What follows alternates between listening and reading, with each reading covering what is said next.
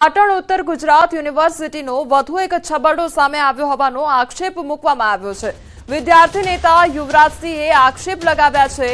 LLB semester 4ની પરીક્ષામાં પેપરમાં છબરડાનો આક્ષેપ લગાવવામાં આવ્યો છે। અમુક કોલેજમાં 2024નું બેઠું પેપર પૂછાયાનો આક્ષેપ કરવામાં આવી રહ્યો છે। અમુક કોલેજમાં 2025નું પેપર અપાયું હોવાનો દાવો કરવામાં આવી રહ્યો છે। તો આ મોટો દાવો કરવામાં આવી રહ્યો છે, જ્યાં વિદ્યાર્થી નેતા યુવરાજસિંહ દ્વારા આ ગંભીર આક્ષેપ લગાવવામાં આવ્યા છે। હેમચંદ્રાચાર્ય ઉત્તર ગુજરાત યુનિવર્સિટીનો ફરી એક વખત નવો છબરડો સામે આવ્યો છે। જી હા, અહીંયા અંધેરી નગરી અને ગંડુ રાજા જેવું શાસન ચાલે છે। જે વ્યવસ્થા તંત્ર છે એની ઘોર બેદરકારીઓ, લાપરવાહીઓના કારણે વિદ્યાર્થીઓના ભવિષ્ય સાથે ચેડા થઈ રહ્યા છે।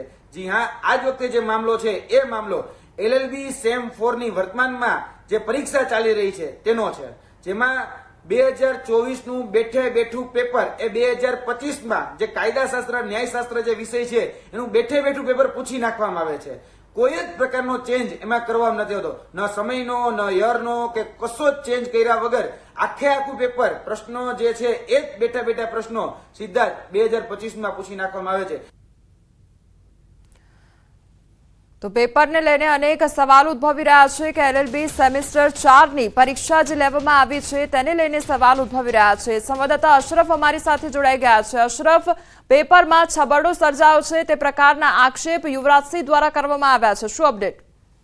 બિલકુલ કોમળ, પાટણ એચએનજી અનેક વખત વિવાદમાં રહે છે, એટલે કે ફરી ક્યાંક લોલમલમ હોય તેવા દ્રશ્યો સામે આવ્યા છે। આ વખત વિદ્યાર્થી નેતા યુવરાજસિંહે જે આરોપ લગાવ્યા છે કે એલએલબી સેમ 4ની જે એક્ઝામ લેવાઈ રહી હતી એપ્રિલમાં 7 તારીખે, તેમાં 2024નો જ બેઠો પેપર પાટણની એમએન કોલેજ અને ઊંઝાની લો કોલેજમાં આપી દેવામાં આવ્યો છે, તેમજ અન્ય કોલેજોમાં 2025નું, એટલે કે જે પેપર આપવામાં આવ્યો છે તે બેઠો 2024નું જ, ન તો તેમાં 2024ની જગ્યાએ 25 કોઈ તારીખ છે ચેન્જ કરવામાં આવી છે, ન તો સમય। એટલે વિદ્યાર્થી નેતા યુવરાજસિંહે જે આરોપ લગાવ્યા છે કે ખાસ કરીને આ બે કોલેજોમાં અત્યારે આ રીતે છબરડો સામે, એટલે ચોક્કસ કહીશ કોમલ કે 2024નું જ પેપર 2025માં આવવાના કારણે કેટલાક વિદ્યાર્થીઓને ક્યાંક અન્યાય પણ થઈ શકે છે, કારણ કે આ તો વિદ્યાર્થી નેતા યુવરાજસિંહને ધ્યાને આવે છે। પરંતુ ચોક્કસ છે કે યુનિવર્સિટીની ગંભીર બેદરકારી કહેવાય કે પરીક્ષા નિયામક દ્વારા જે તે પેપર જે તે લો કોલેજોમાં મોકલવાનો તે પહેલા શું તેમને તે પેપરની ચકાસણી કરી હશે કે નહીં કરી, તેવા પણ અહીંયા સવાલો ઉભા થઈ રહ્યા છે। કોમલ, અશરફ, એટલે પહેલેથી શું ચકાસણી નહોતી કરવામાં આવી અને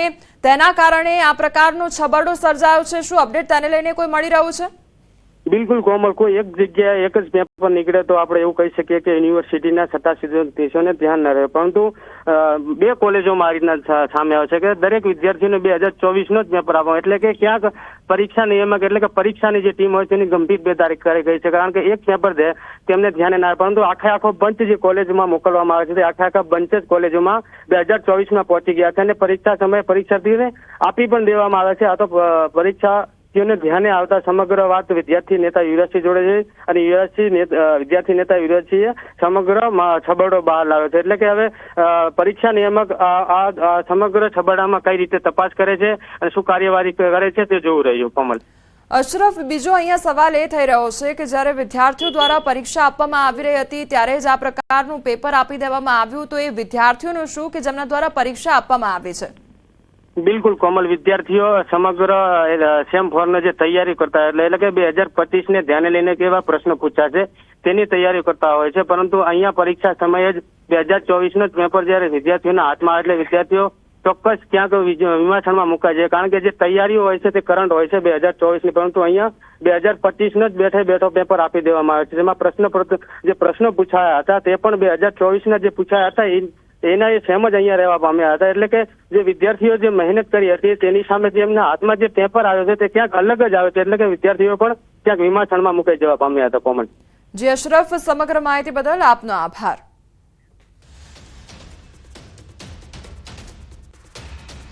ભગવાન માધવરાયજી અને રૂકમણીજીના વિવાહની વિધિ સંપન્ન થયા બાદ ભગવાન માધવરાય રૂકમણી સાથે વાજતે ગાજતે માધવરાયજીના નિજ મંદિરે પહોંચ્યા હતા। દર વર્ષે ચૈત્ર મહિનામાં આ લગ્નની આબેહૂબ ઉજવણી કરવામાં આવે છે। આ ઉજવણીની સાથે સાથે માધવપુરમાં લગ્નની ખુશીમાં મેળાનું પણ આયોજન કરવામાં આવે છે. રામનવમીથી યોજાતા આ મેળાના ચોથા દિવસે એટલે ચૈત્ર સુદ 12ના રોજ ભગવાન માધવરાયજીના રૂકમણીજી સાથે વિવાહનો પ્રસંગ ઉજવવામાં આવે છે. આ પ્રસંગ ઉજવાઈ ગયા બાદ રાત્રિના ભગવાન માધવરાય અને માતા રૂકમણીજી યુગલ સ્વરૂપે માધવપુરના મધુવન સ્થિત રૂકમણીના મંદિરે રોકાયા હતા. ગામ એટલું હિલોડે ચડે, ઘરે ઘરે અમારા ગામની અંદર લાપસીના આંધણ થાય. ઘરે ઘરે કેમ લગ્ન માહોલ હોય, ગુલાલની છોડો ઉડે, બાર ગામથી હજારો મહેમાનો પોતપોતાના ઘરે બધાને ત્યાં આવેલા હોય મેળો કરવા. ખાસ મુંબઈથી ને ક્યાંયથી લોકો રજા લઈને પણ આવે અને એ ધામધૂમથી જ્યારે આવે ને તો 10 વાગે મધુવનથી આરંભ થાય. એ એટલા દાંડિયા રાસને નાચતા કૂદતા હજારો મણ ગુલાલોની છોડો વચ્ચે માધવરાય મંદિરે પહોંચે ને તો સાંજના 4 વાગે. પવિત્ર યાત્રાધામ બહુચરાજી શક્તિપીઠમાં બહુચરના મંદિરે ચૈત્રી પૂનમનો ત્રિદિવસીય મેળાનો શુભારંભ થયો. મહેસાણા કલેક્ટર અને સ્થાનિક ધારાસભ્ય દ્વારા આ મેળાનું ઉદ્ઘાટન કરવામાં આવ્યું હતું. 10 એપ્રિલથી 12 એપ્રિલ દરમિયાન આયોજિત ચૈત્રી પૂનમના મેળામાં મોટી સંખ્યામાં જનમેદની ઉમટી પડી છે અને દર્શનાર્થે આવતા ભક્તો માટે પણ તમામ વ્યવસ્થાઓ કરી દેવામાં આવી છે. સાથે જ બહુચરાજી મેળામાં વહીવટી તંત્ર દ્વારા સાંસ્કૃતિક કાર્યક્રમોનું આયોજન કરવામાં આવ્યું છે. ચૈત્રી પૂનમના દિવસે તમામ શ્રદ્ધાળુઓને ભોજન પ્રસાદ વિના મૂલ્ય આપવામાં આવશે અને અહીં લોકોના આરોગ્યને ધ્યાનમાં રાખી આરોગ્યલક્ષી સેવાઓ પણ ઊભી કરવામાં આવી છે.